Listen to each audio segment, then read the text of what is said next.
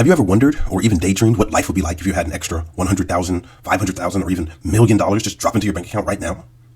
I can imagine the euphoria that would set in as I rub my eyes and double and triple check my account, and then I can feel the gravity of the situation. I will begin to think thoughts of spending lavishly, upgrading my house, upgrading my car, thoughts like that just racing through my mind and flooding and filling my thoughts. I begin to think of eating out and not worrying about the menu price, buying extra things like sauces and guac and accoutrements. It will mean absolutely nothing to me. I begin to get really sour with it because I'm so excited and I think I'm too big to fail. I make silly jokes about money and laugh at poor people while using $100 bills as trash ball shots while yelling, Kobe!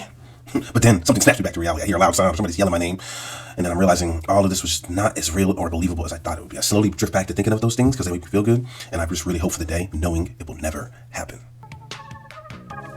What's going on, everyone? Aesthetic Crypto back again with another video. If this is your first video you're seeing of me, thanks for dropping by. If you're a return visitor, thanks again. I mainly make videos about cryptocurrency, but sometimes I go broader in the financial space. I always want to help people with regards to growing their wealth, learning to save, learning to invest, any other tips that can help you reach your financial goals. Although I give my opinion in some of these videos, I'm not a financial advisor, so you should not be taking a financial advice from a guy on the internet anyway. But enough about all that, let's get started. This video is about reverse engineering, an actionable step to create a plan to really get your goals. In the beginning of the video, I started with like a dream, a daydream, a thought, what somebody would do if something happened to them. But I realized this is how a lot of people go after their goals. They're just trying to manifest it into happening without doing anything. Most people just casually grasp their goals, only dreaming about them. And then they contemplate, hey, how come I haven't achieved it yet? And some even complain and blame others.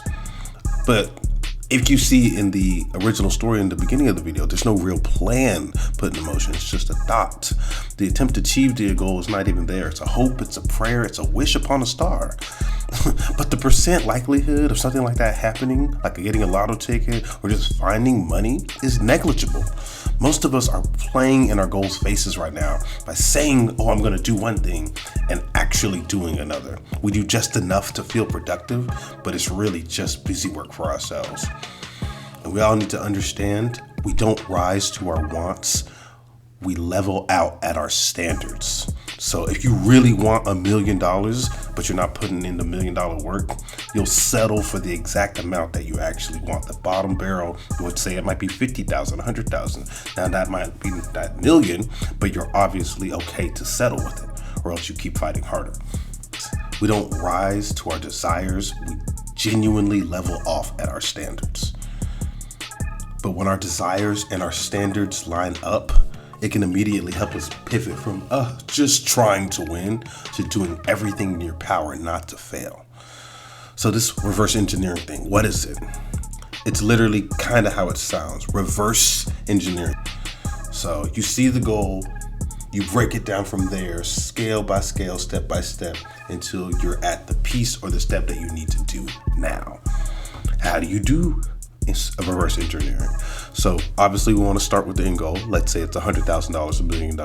Then you want to build a timeline, a reasonable timeline. I want to get this amount of money in 5, 10, 20 years, whatever that timeline may be. Once you have that timeline, you need to understand how much dollar value you can input on an incremental basis consistently. What I mean by that is how much money every month can you put in when it won't affect you. You don't need to change that number. You need to forget about it. So let's say you have a 5-year plan, you split it into 60 months. I want to put in $100 every month into a vehicle like the stock market or real estate or even crypto.